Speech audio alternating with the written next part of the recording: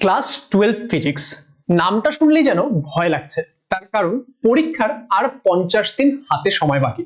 এই মুহূর্তে তোমার যদি ক্লাস 12 এর ফিজিক্স এখনো কমপ্লিট না হয়ে থাকে, সিলেবাস বাকি, রিভিশন বাকি, প্র্যাকটিস বাকি, আজকের এই ভিডিওটিকে একদম স্কিপ করো না। কারণ মাথায় রাখবে 50 days are more than enough if the strategy is right. আজকের এই ভিডিওতে আমরা ডিসকাস করব তোমরা যারা যারা ক্লাস 12 এর সেমিস্টার 4 এক্সাম দিতে যাচ্ছ, ফিজিক্সের প্রিপারেশন লাস্ট 50 দিনে কিভাবে করবে। এবং লেটস ইমপ্রুভে এইরকমই আমরা বিভিন্ন ভিডিওস কিন্তু রেগুলারলি তোমাদের জন্য পোস্ট করতে থাকি। সেগুলো দেখার জন্য চ্যানেলটিকে অবশ্যই সাবস্ক্রাইব করে নেবে। তো হ্যালো এভরিওয়ান, আমার নাম সায়ন দাস। এই মুহূর্তে আমি আইআইটি গুয়াহাটিতে কম্পিউটার সায়েন্সে মাস্টার্স করছি এবং এই চ্যানেলে আমি তোমাদেরকে ফিজিক্সের বিভিন্ন বিষয় পড়িয়ে থাকি এবং তার সঙ্গে আরো বিভিন্ন বিষয়ে তোমাদের গাইড করে থাকি। তাহলে আজকে আমরা কথা বলবো যে আমাদের ক্লাস 12 এর সেমিস্টার 4 এ আর যে 50 দিন মতো সময় বাকি, সেই সময়ে আমরা ফিজিক্স সাবজেক্টটাকে কিভাবে প্রিপারেশন করব। এখানে আমি কোনো তোমাদেরকে ওভার মোটিভেশন, ফেক প্ল্যান কোনো কিছু দেব না, সমস্ত কিছু রিয়ালিস্টিক হবে যেটা আমরা এই কয়েকদিনে করতে পারি। তাহলে চলো আমরা বিষয়গুলো এক এক করে দেখে নিই। সবার প্রথমে আমরা যেই বিষয়টা নিয়ে কথা বলবো যে আমাদের সিলেবাস রিয়ালিটি। দেখো, ফিজিক্সে তোমাকে বুঝতে হবে ফিজিক্স একটা খুবই স্ট্রাকচার্ড সাবজেক্ট এবং সেই স্ট্রাকচার্ড সাবজেক্টটার মধ্যে তোমার যে বিভিন্ন চ্যাপ্টার গুলো রয়েছে সেই চ্যাপ্টার গুলো কিন্তু সব সেম নয়। তুমি যদি সিলেবাসটাকে ভালো করে বোঝো এবং সেটা ওয়াইজ একটা স্ট্র্যাটেজি রেডি করো, সেটা কিন্তু এক্সামে তোমার মার্কস বুস্ট আপ করতে হেল্প করবে। দেখো, তোমাদের ক্লাস 12 এর সেমিস্টার 4 এর সিলেবাসে এই চ্যাপ্টার গুলো বা এই ইউনিট গুলো রয়েছে। তো সেখানে আমরা দেখতে পাচ্ছি টোটাল 5টা ইউনিট রয়েছে। তার মধ্যে থেকে কোয়ান্টাম থিওরি, তারপর atom and nucleus, semiconductor, digital circuits and communication system.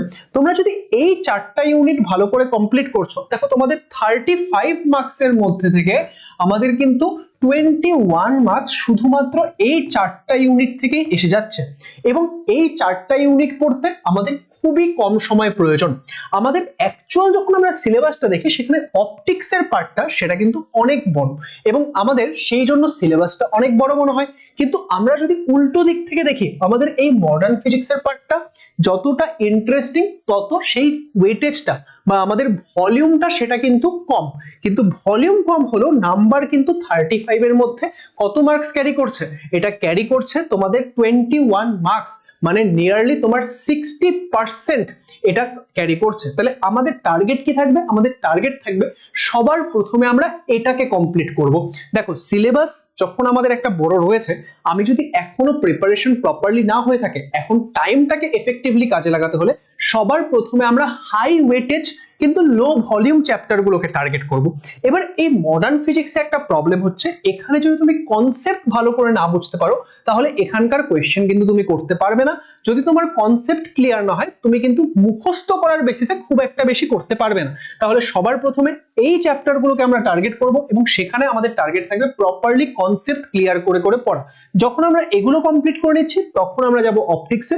কারণ অপটিক্সের মধ্যেও কিন্তু আমাদের 40% মার্কস আছে। কারণ এখানে দেখতে পাচ্ছি আমরা 14 নাম্বার রয়েছে, তো সেটাও আমাদেরকে ভালো করে কমপ্লিট করতে হবে।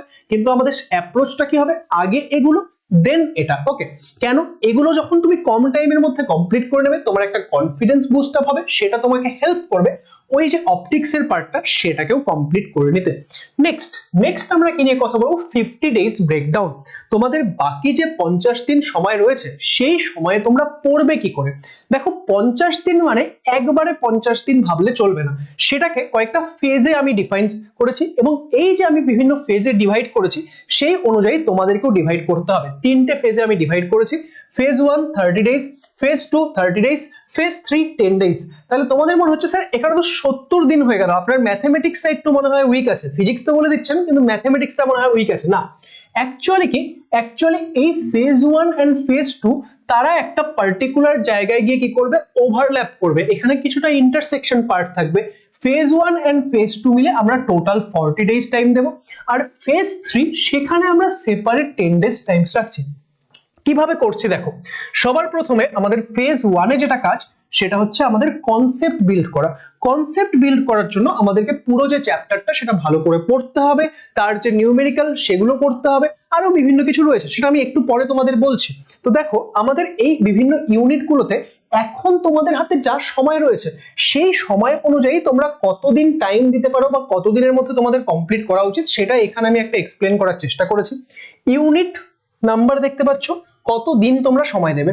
তোমরা এক্ষেত্রে ইউনিট 7 মানে কোয়ান্টাম থিওরি, সেখানে তোমরা 2 দিনের মধ্যে চ্যাপ্টারটা কমপ্লিট করবে, একটাই চ্যাপ্টার আছে। ইউনিট 8 অ্যাটমস এন্ড নিউক্লিয়াস, সেটা তোমরা 4 দিনের মধ্যে কমপ্লিট করবে। ইউনিট 9 তোমরা 4 দিনের মধ্যে কমপ্লিট করবে। ইউনিট 10 তোমরা 2 দিনের মধ্যে কমপ্লিট করবে। তাহলে এখানে আমরা যদি ওভারঅল দেখি তাহলে এখানে কত হয়ে যাচ্ছে, এখানে আমাদের 4 4 8 আর 4 12 দিন সময় এখানে যাচ্ছে। আর আমরা অপটিক্সের জন্য 18 দিন সময় রেখেছি। এবার হতে পারে এই যে প্রথম 4টা ইউনিট আমি বললাম সেটা করতে তোমাদের 1 দিন 2 দিন বেশি সময় লাগলো, তাহলে সেখানে তোমাকে এখান থেকে 1 দিন 2 দিন কম করতে হবে। কিন্তু এই যে জিনিসটা এটা আমাদের 30 ডেজ এর মধ্যে থাকবে। হ্যাঁ, কেউ যদি একদমই পারছো না 30 ডেজ এর মধ্যে করতে, সেটাকে 35 ডেজ অবধি নিয়ে যেতে পারো। এবার আসছে আমাদের ফেজ 2। ফেজ 2 তে আমরা কি করব? ফেজ 2 তে আমরা যেটা করব সেটা হচ্ছে আমাদের রিভিশন। ফেজ 2 তে আমরা কি করছি? ফেজ 2 তে আমরা রিভিশন করব, board oriented numerical and question practice করব। তার সাথে সাথে আমাদের লাস্ট 5-6 বছরের যে উচ্চ মাধ্যমিকের কোয়েশ্চেন গুলো রয়েছে এই চ্যাপ্টার গুলো থেকে, সেগুলো আমরা সলভ করব। আমাদের হোক না যে এই বছর প্যাটার্ন চেঞ্জ হয়েছে, কিন্তু লাস্ট 5-6 বছরের উচ্চ মাধ্যমিকের এই চ্যাপ্টার গুলো থেকে যে কোয়েশ্চেন গুলো রয়েছে সেগুলো আমরা সলভ করব। কারণ এই যে আমাদের সেমিস্টার 4 সেটা তো ডেসক্রিপটিভ টাইপের, এন্ড এতদিনও উচ্চ মাধ্যমিকে ডেসক্রিপটিভ টাইপের কোয়েশ্চেন আসতো, তাহলে এখান থেকে যেই কোয়েশ্চেন গুলো আসতো সেগুলো কিন্তু আমাদেরকে সলভ করতে হবে। এবার কিভাবে করব না করব, রিসোর্সেস কি আছে সেটাও আমি তোমাদের বলছি, একটু অপেক্ষা করো। এবার দেখো আমরা মোটামুটি এই যে এই চ্যাপ্টার গুলো এখানে আমাদের যখন দেখবো মোটামুটি কিছু চ্যাপ্টারস হয়ে গেছে, ধরে নাও তোমার এখানে 12 দিন মতো সময় লাগছে, তো অ্যাটলিস্ট মোটামুটি 12-15 দিন পর থেকে কিন্তু তুমি এই ফেজটা স্টার্ট করে দেবে, ঠিক আছে? এই ফেজ কমপ্লিট হবে তারপর ফেজ 2 তে যাবো সেটা কিন্তু নয়, মোটামুটি 12-15 দিন পর থেকে, ঠিক আছে? বা ধরে নাও মোটামুটি এই যে তোমার 12 দিনের কাছাকাছি তো এটা কমপ্লিট হয়ে যাচ্ছে, তাই না? তাহলে আমাদেরকে ওভারঅল এই দুটো মিলে 40 দিনে কমপ্লিট করতে হলে তোমার অ্যাকচুয়ালি 10-11 নাম্বার দিন থেকে তোমার ফেজ 2 টাকে স্টার্ট করে দিতে লাগে। তাহলে ভাবো 10-11 দিনে মোটামুটি অ্যাটলিস্ট তুমি ইউনিট 7 ইউনিট 8 এগুলো কমপ্লিট করে নিয়ে থাকবে, ইউনিট 9টাও প্রায় কমপ্লিট হওয়ার মুখে থাকবে। তো সেরকম সময়ে তুমি কিন্তু রিভিশন করা, board oriented question and numerical practice করা, লাস্ট 5-6 ইয়ার্স এর যেই চ্যাপ্টারগুলো তোমার হয়ে গেল সেখান থেকে কোয়েশ্চেন প্র্যাকটিস করা, এগুলো তুমি স্টার্ট করে দেবে। এবার আসছে ফেজ 3। ফেজ 3 কি? এটা একদম সেপারেট, ততক্ষণে তোমার এই দুটো ফেজই কমপ্লিট, এন্ড এটা যখন কমপ্লিট হয়ে গেছে তখন তুমি ফেজ 3 তে আসছো। সেখানে লাস্ট 10 ডেজে আমরা কি কি করব? আমরা ফার্স্ট সমস্ত চ্যাপ্টারগুলোকে রিভিশন করব। পড়ার সময় তুমি যে নোটস বানিয়েছো সেখান থেকে ফার্স্ট রিভিশন করব। আমরা বিভিন্ন ডেরিভেশন গুলো সেগুলো প্র্যাকটিস করব। আমরা মক টেস্ট দেব যে কোথায় কোথায় আমাদের ভুল হচ্ছে সেগুলো বোঝার জন্য, এবং আমরা রাইটিং প্র্যাকটিস করব, কারণ ডেসক্রিপটিভ টাইপের পেপার হলে সেখানে আমাদের রাইটিং প্র্যাকটিস ইম্পর্টেন্ট। এন্ড তার সাথে সাথে টাইম ম্যানেজমেন্টের যে বিষয়টা সেটাতে ফোকাস করব। সেম 3 তে তোমরা যেটা প্রবলেমে পড়েছিলে যে টাইম ম্যানেজমেন্টে কিন্তু সমস্যা হয়েছিল, তার জন্য প্রচুর স্টুডেন্টের পরীক্ষা খারাপ গেছে, কিন্তু সেম 4 এ যাতে সেটা না হয় তার জন্য আমরা কিন্তু টাইম ম্যানেজমেন্ট স্ট্র্যাটেজিতেও ফোকাস করব। তাহলে 50 ডেজকে আমরা যদি এইভাবে ব্রেকডাউন করি এন্ড এই যে ফেজ ওয়াইজ বললাম এইভাবে যদি চলো, তাহলে তোমরা কিন্তু একটা বেটার করতে পারবে। তোমরা চাইলে এটার একটা স্ক্রিনশট নিয়ে নিতে পারো। নেক্সট এবার কি, নেক্সট রিসোর্সেস কি আছে? তোমরা চাইলে আমাদের ইউটিউব চ্যানেল থেকে এই বিভিন্ন যে চ্যাপ্টারগুলো সেগুলো পড়তে পারো, কিন্তু তোমরা যদি চাও যে একটা স্ট্রাকচারড ওয়েতে পড়বে, তোমরা ক্লাস 12 এর সেমিস্টার 4 এর প্রিপারেশনের জন্য আমাদের এন্ড গেম ব্যাচে জয়েন করতে পারো লেটস ইমপ্রুভ অ্যাপে। তোমরা চাইলে পিসিএমবি হোল ব্যাচে জয়েন করতে পারো। সেটার ফিস কত? সেটার ফিস মাত্র হচ্ছে 1699, এবং সিঙ্গেল ব্যাচ অ্যাভেলেবেল আছে যেখানে আমি তোমাদেরকে ফিজিক্স পড়িয়েছি। ফিজিক্সের একটা দুটো চাইলে তোমরা ইউটিউবে ডেমো ক্লাস দেখে নিতে পারো, প্রত্যেকটা সাবজেক্টেরই ডেমো ক্লাস দেওয়া রয়েছে। আমি তোমাদেরকে অ্যাসিওরেন্স দিচ্ছি তোমরা যখন এই ব্যাচ থেকে পড়বে ফিজিক্স তোমাদের একদম 100% কনসেপ্ট ক্লিয়ার হবে, ঠিক আছে? তো এখানে তোমরা জয়েন করতে পারো, এবং এই ব্যাচের মধ্যে সিলেবাস ডিসেম্বর মাসের মধ্যে আমরা কমপ্লিট করে দিচ্ছি। তাহলে কি হচ্ছে, যারা পিছিয়ে রয়েছে তারা রেকর্ডেড ভিডিও দেখে তাড়াতাড়ি করে কমপ্লিট করতে পারবে।